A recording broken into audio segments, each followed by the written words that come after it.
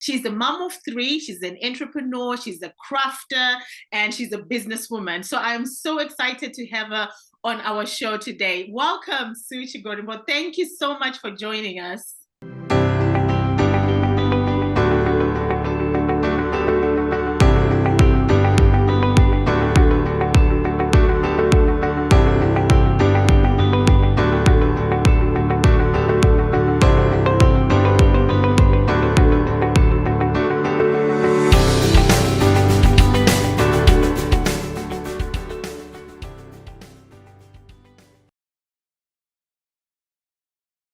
Hello, everyone, and welcome to You Can Rise Again. So today, our first guest is Sue Chigorimbo. She's a mom of three. She's an entrepreneur. She's a crafter, and she's a businesswoman. So I'm so excited to have her on our show today. Welcome, Sue Chigorimbo. Thank you so much for joining us.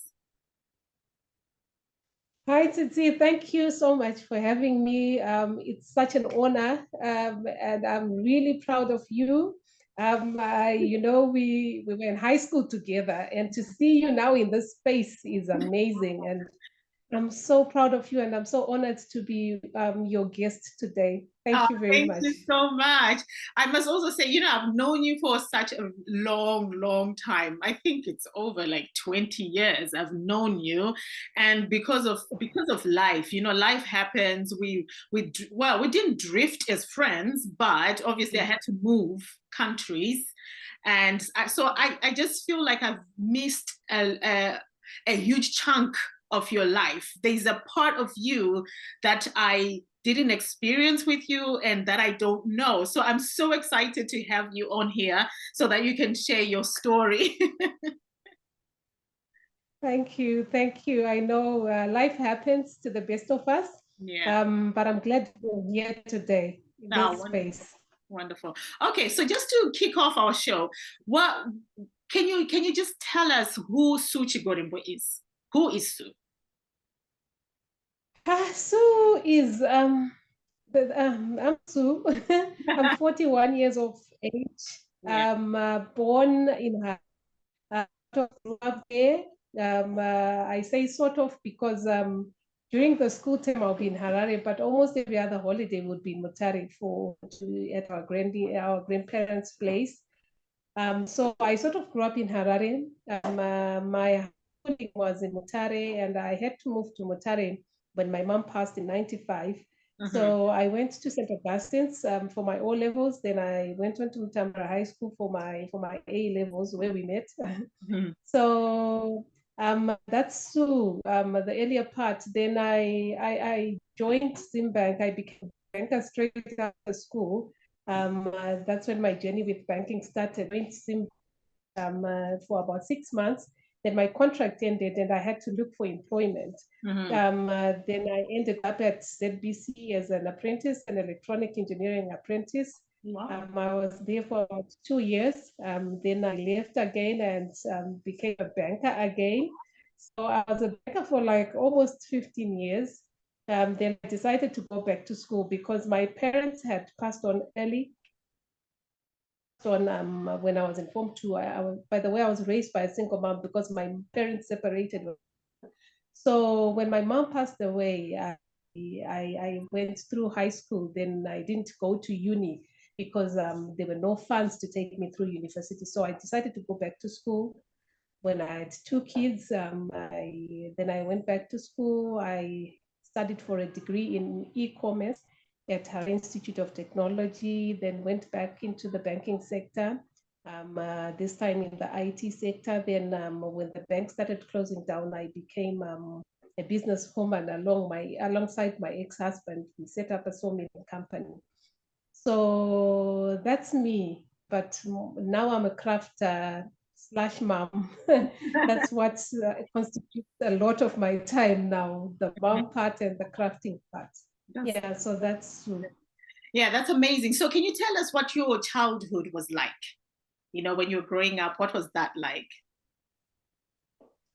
My childhood, it was a mixed bag. My parents separated like really early on in 1988, and I was just 7 years of age when they separated. So We were then raised by our mom. My mom and dad separated. It was the three of us. I was the eldest child. Then we had to move a lot. So my childhood is characterized by struggle. Looking back now that I'm older, I see a lot of struggle there. Then when I was younger, it wasn't struggle as much. It was kind of venture, especially all the moving around and having to find a place. When my dad left, we moved from one place to the other, trying to find a place where we could settle. And even at some point, we would keep our stuff in the boxes because each time you unpacked, then 2 months down the line, you have to move. So that was us earlier on when I was still in primary school. Then my parents passed away. My dad passed away in 1993. Then my mom in 95. That was 2 years later. And I was just Form 2 then. So I had to grow up quickly. So my childhood wasn't much of a childhood because I was forced to be responsible really early. Even when my mom was still around, she would make sure, she would remind me all the time that, Sue, you're the eldest. You have to make sure your brother, you have to be responsible. And I was this responsible little girl. I remember I was made head girl in primary when I was in grade 6 because I was so mature, I was so responsible, I was super smart.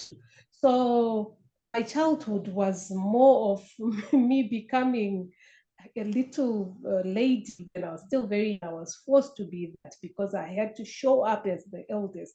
And after mommy was gone, I had to be very responsible. I had to make sure my siblings were fine.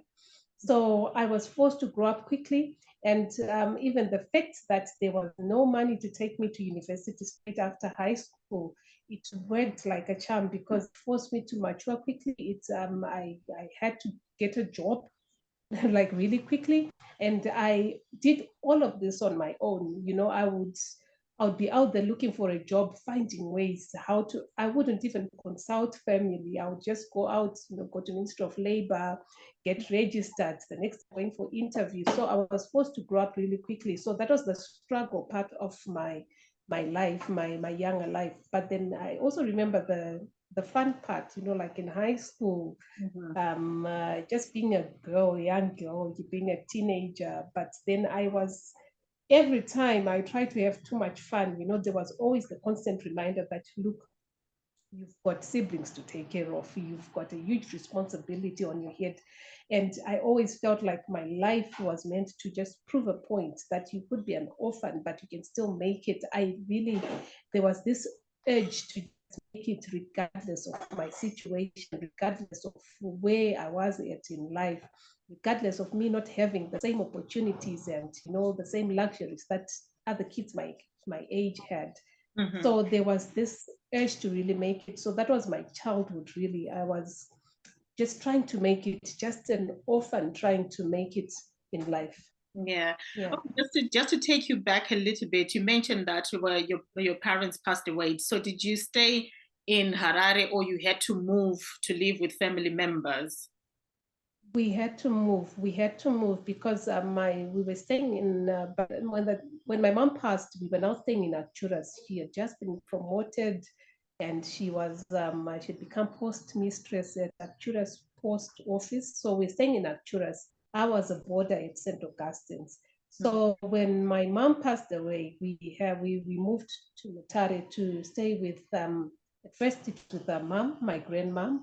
Then later with my aunt, her older sister. So we had to move. So the moving was a constant feature. Yeah. It was like a really constant feature. There was a time when it wasn't even traumatic for me because I was so used to moving. So it was just like one of those things. Okay, mommy has passed. Now we have to move. We have to stay in Ontario. Okay, just to understand, because you were very young when your parents passed away, and you had to take on this role of being basically a parent. It's no longer a deputy parent, but it's an actual parent because you've got siblings who are younger than you. You had to take care of. What was going through your mind during that time when you were experiencing these things? Did you even have time to grieve at all? I think the only time that I actually grieved my mom was at the funeral. Then afterwards, it was just the reality check that, you know what, I don't have parents anymore. Yes, I've got her sisters, my mom's sisters around, but it's that's the one thing that I always tell people, that it's never the same. It's just never the same. So in my mind, I would always remember my mom, because my mom was very pushy when it came to success, when it came to excellence. You know, she was the kind of person who instilled that sense of excellence in you. She would always tell you that, you know what, Sue, you've been raised by me. I'm a single mom, but that doesn't mean you have to fall short. What do these other people have? They just have a dad, but they don't have horns. They're same oxygen. You breathe the same oxygen. So you really have to make it in life. Even when she was not feeling well, because she was not feeling well for a while, and I would spend a lot of time with them, and would always remind me, so you have to be good. Be good. One, that was always a word. Be good and make it. You are a smart girl. You can be a doctor. You can be anything that you want. You can be an engineer. You can be an accountant. And from an early age, that urge to just make it instilled in me. So when she passed on, I felt more pressure. It was like more pressure for me, but then it was also, we were struggling. We didn't have the same kind of life that we had when our mom was around. My mom was really organized. You know, she was the kind of who paid so much attention to detail that she knew the menu, like the menu at my school at St. Augustine. She knew it like the back of her hand. You know, she knew today is Tuesday. It's Tuesday afternoon, so he's having sada and my veggies. So she would make sure, and she would count, like she'd get the calendar, she'd count the days that you're going to have my veggie for lunch, and she would buy you canned meat, like corned meat, for those days. And it was like the exact number would be tallying with the calendar, you know. And she paid so much attention to detail, and she didn't want us to lack. She would sacrifice, she would work hard to sacrifice. She was a banker as well. Well, then post office was more of a bank. So she was a banker as well. But after work, she would be knitting away, she'd be making jerseys, she'd be baking. She actually took herself to cooking classes and baking classes. So she would be baking, she would be cooking, she would be knitting after work, so that she could, those were her side hustles. Back then, we didn't understand that these are actually side hustles. So those were her side hustles, so that she could sacrifice for us to have this kind of life. You know, I would have so much tact, even more tact than other kids that had both parents. So when she passed away, it was an instant change of livelihoods. I didn't have that much tack anymore. I didn't have a lot. At times I didn't even have anything.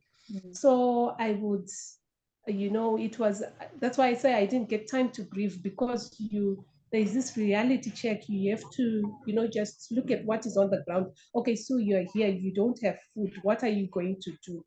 And I would be knitting, I would be braiding the other kids' hair. I became a hairdresser at such an early age.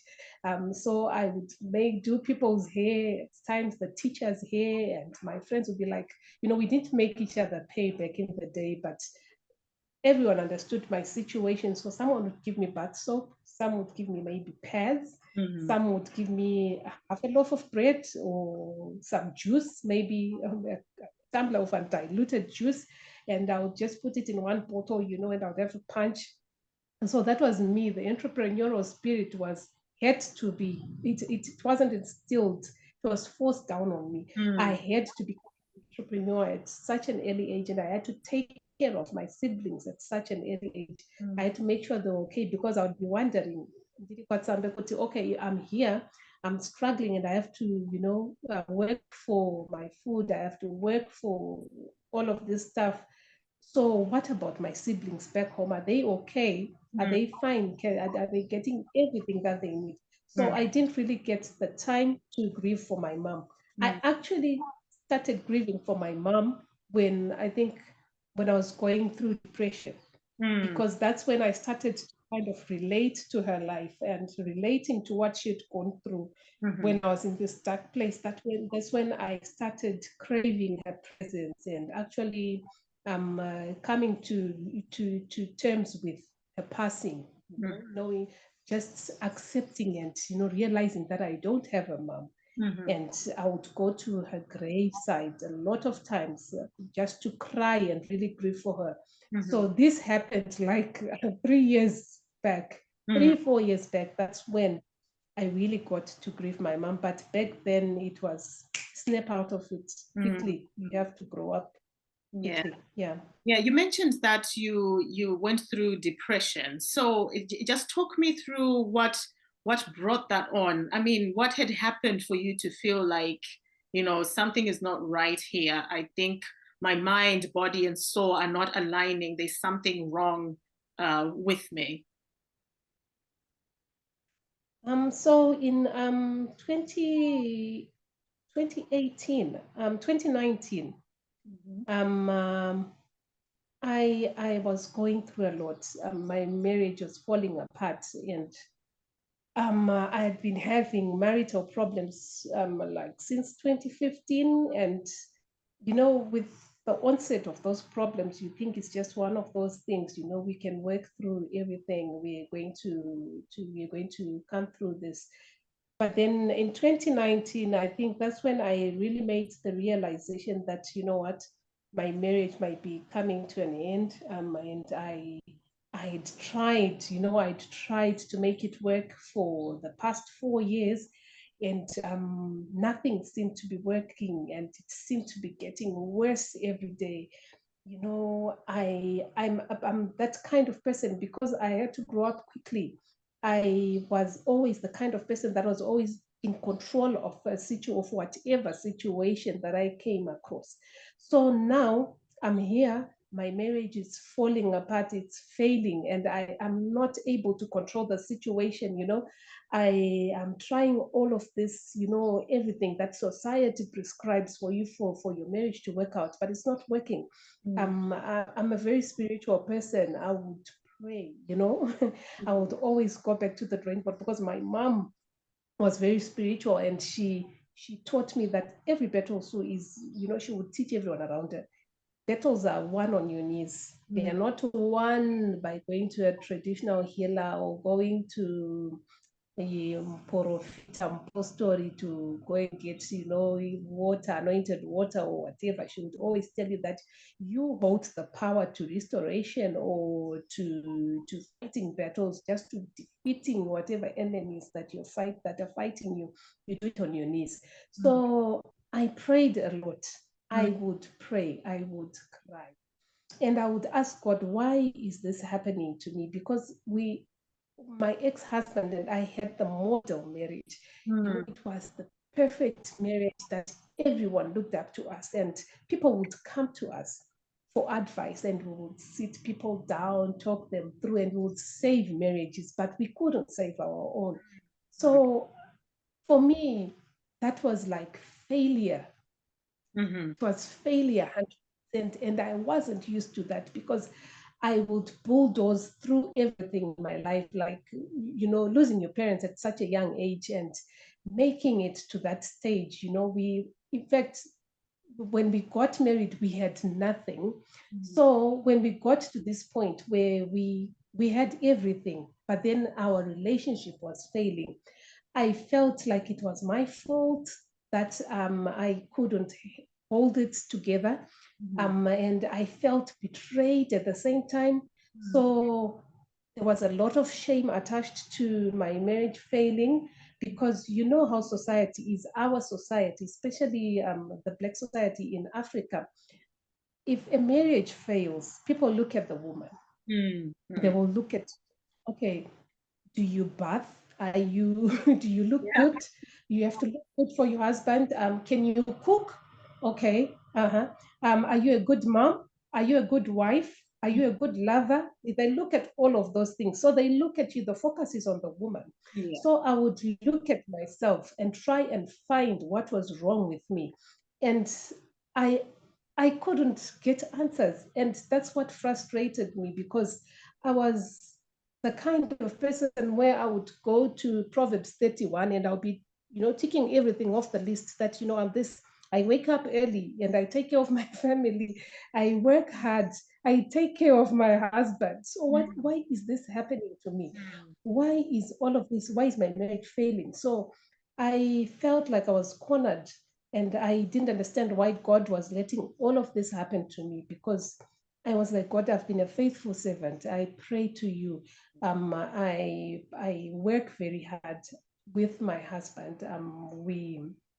I take care of my kids. I take care of my relatives.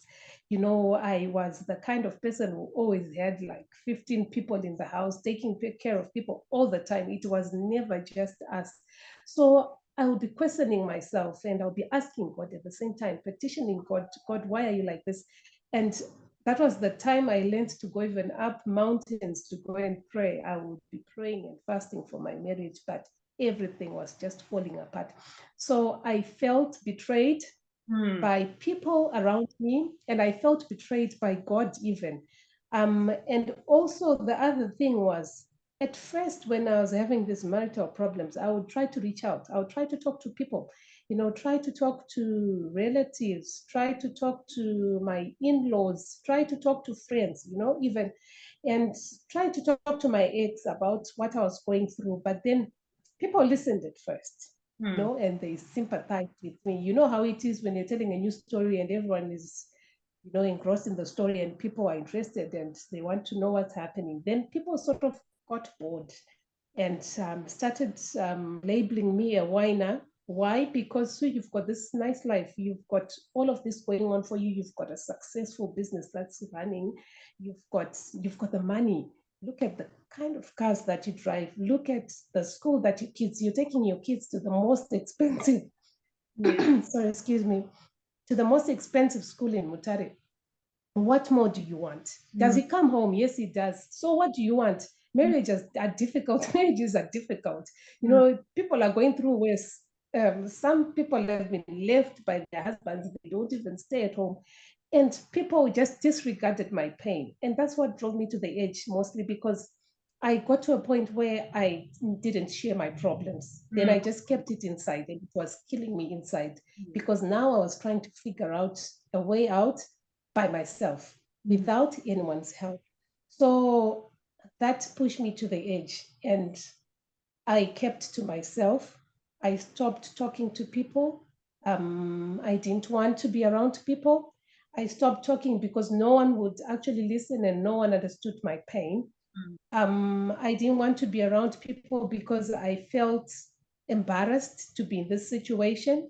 I felt there was a lot of shame around not being in control and not being able to solve this. I was a problem solver. Everyone thought I could solve their problems, but then I couldn't fix my marriage. So there was a lot of shame. So I kept to myself. I didn't want to go out. I didn't want to be around people, especially around places where there were couples doing things together and all sorts, because that was just a reminder. It was like it's being thrown in my face. So I would keep to myself. I would be cooped up in my bedroom all day. The only time that I would ever get excited was when I would do school and I had to go and pick up my kids, and that was the only thing that excited me. But I would be just in my car. I wouldn't come out of the car. And, even when other parents came to me to try and talk to me, it seemed like such a huge job. So I just started keeping to myself. I didn't like doing anything anymore. I didn't want to be around people. At times I'll just pretend to be sick when I didn't even have enough energy for my own kids. So I'll just pretend to be sick and I'll be in my room all day. So yeah, it was really that time for me. But most of it was the root cause was the marital problems, but then society and its beliefs and how it deals with issues to do with marriage, I think sort of exacerbated my situation, because I couldn't talk to anyone. No one understood me, and no one wanted to listen to me. I remember there's an aunt who said, I just gotten another car, and she met me in town and she was like, "Oh, nice car," and she got inside and she was like, "How are you? How is Msukuru doing?" And I was complaining. I was telling her, "I'm not happy, Mbuya," and she was like, "So you better shut up. I don't want to hear you saying anything about being unhappy. Look at the car that you're driving. Look at the car that he got you. Let me see your phone. You look at your phone. Hey, so why are you complaining?" So that's not being able, people not being able to understand your pain or understand where you're coming from, or people just disregarding your story and just writing it off and saying, "No, you're just whining." Yeah. So that's what brought me to being depressed. Yeah, it's important that you raise that issue, because it's so funny how society judges your happiness and your stability based on the things, material things, based on the things that you have. Material People things. just assume that if you've got a nice car, your children are going to the most expensive schools, you're eating well, Mm. you've got a nice house, then you are happy. But that is not the case, is it? It's not. It's Mm. not. Um, and for me, it was worse because I'm the least materialistic person that you ever find out there. I'm not impressed by material wealth at all, because I know I have this saying in Shona that I always tell people, "Kuti mari muyenzi," money comes and goes. Mhm. So I don't base my respect for a being because of what they have, Mm. because one day you can have it all and tomorrow it might be all gone. So I'm the least materialistic person. I I'm more attracted to genuinity. If someone is genuine, yeah, that for me is everything, rather than what they have. Mm. So for me, and people didn't understand that, because a lot of people are in relationships, stay in relationships because of the financial security that's there. Mm. And yet there is no actual relationship between them. So Mm. for me, that didn't matter. All this money. I remember at one time I prayed and I said, "You know what, God, when we didn't have all of this, we were really happy. Why Mm. don't you just take all of it away so Mm. that we can be back to that place where we're really happy?" So, Mm. and people didn't understand. People were like, "So honestly, money is everything." But now I can tell someone, I can just tell everyone that, money doesn't guarantee happiness. That's You true. can have it all, but you're still really sad. And I was in that place. I was in a dark, really dark place where I didn't even feel like driving the nice car. I Mm. didn't even feel like spending the money that I had. Mhm. It just meant nothing to me because I wasn't happy. Mhm. Okay, you mentioned that. I know you mentioned that you started feeling depressed, and this started when your marriage was falling apart. But I just wanted to Yeah. also ask: do you think that your upbringing and what transpired when you were younger might have Mm-hmm. contributed to you feeling depressed as well, or was it just the marriage failing that brought the depression on?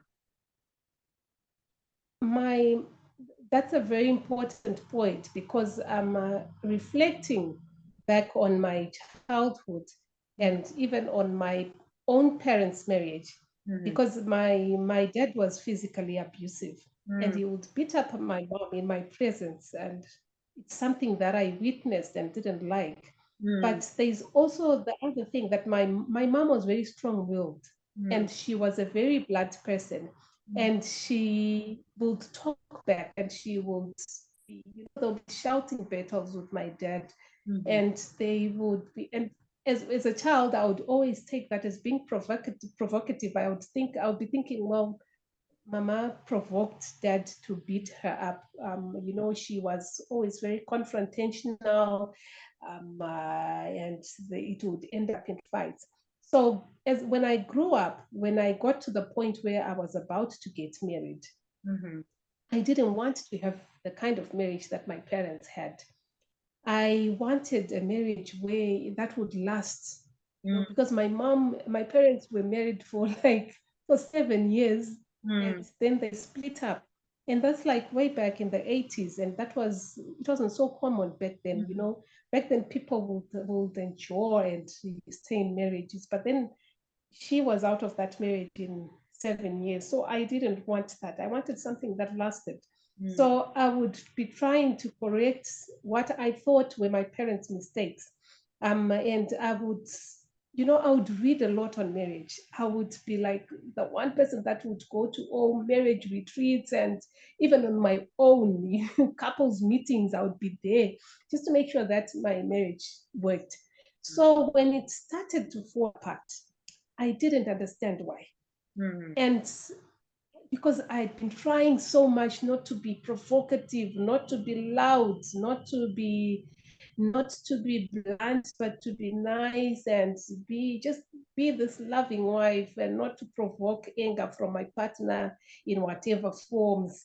So that's that really pushed me. That's why I mentioned earlier that I would also always be petitioning God, asking him why, because I knew I had tried my best to correct those errors from the past, what I thought were errors from my parents' marriage, what I thought were errors from the marriages that were around me, the marriages that I saw and witnessed and experienced around me. So that's that alone, that petitioning, that questioning myself, why, that looking at myself, I would always look at myself. And it didn't make it any better that people would come and, they'll be like, but how is this possible? So how can your marriage fail when we all look up to you as the model wife? We look at you and we see the Proverbs 31 woman. So how is this happening to you? We look at you, people would look at me and they'll tell me, so you've maintained your body, you've got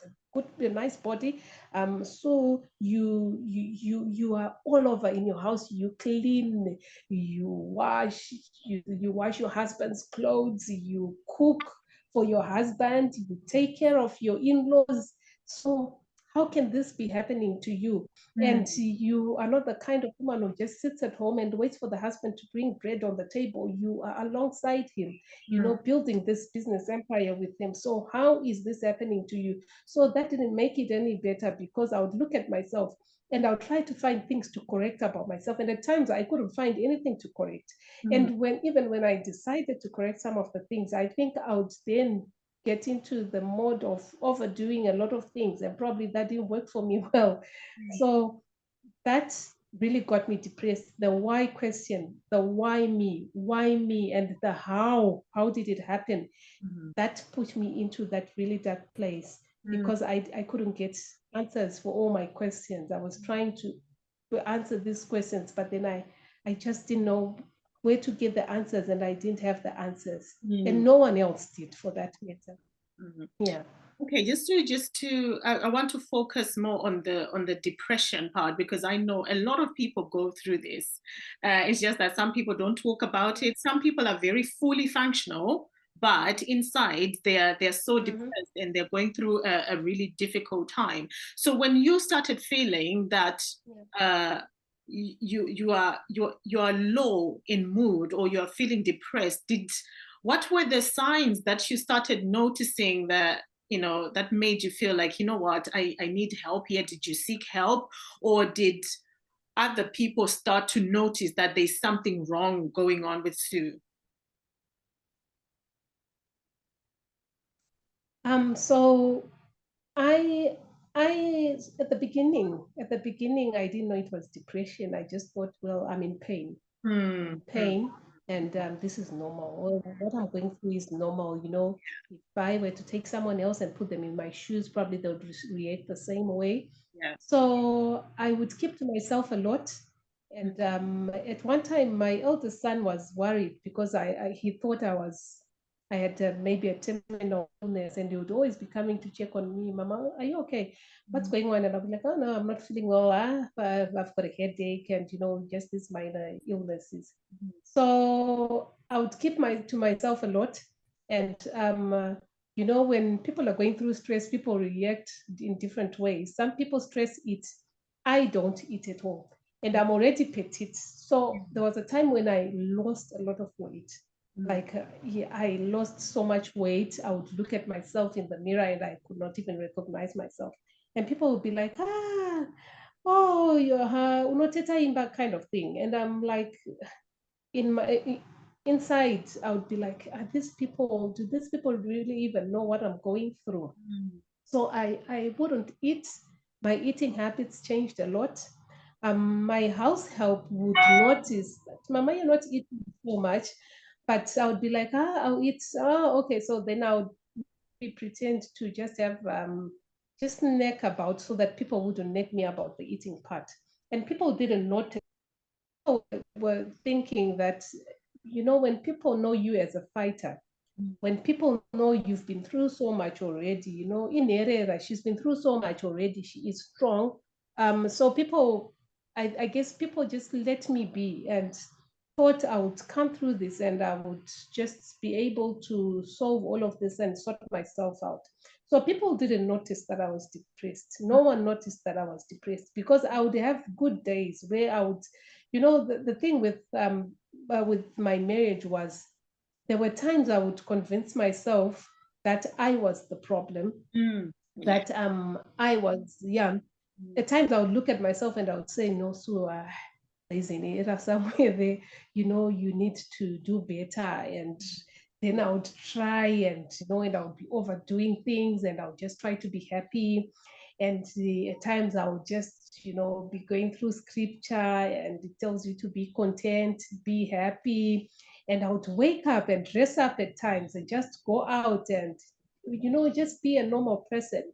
So I think I tried to cover it up. Looking back, I'll try to cover it up, but then there were days the pain was too much for me, and I would be like, I would be paralyzed by the pain, and I would be crying, and just be in my room.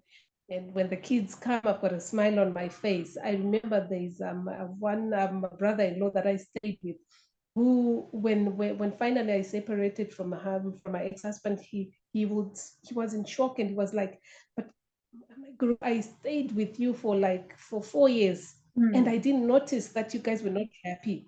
You guys would always talk and laugh around us. And I was like, that was us. We would try and hide that we were not happy, that there was so much going on. So no one noticed that I was depressed. No one at all. And then it got really bad that I tried to take my own life. I had a suicide attempt. Wow. So after the suicide attempt, that's when I looked and I realized that there was something wrong there. That's when I read about depression.